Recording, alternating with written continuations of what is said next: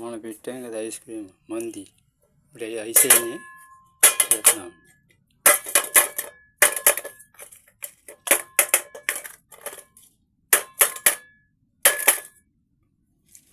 Ice అయిపోయినాయండి. ఇందులో పోసేద్దాం.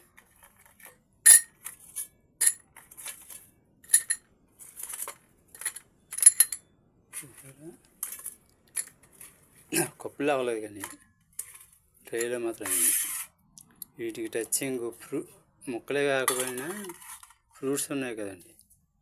పుచ్చకాయ నా దగ్గర మాత్రం పుచ్చకాయ ముక్కను కిస్మిస్ పళ్ళు ఉన్నాయి. ఇది టచ్ చేసి ఉంటా. కాదు ముక్కలు తిన్నవాళ్ళు తినచ్చు.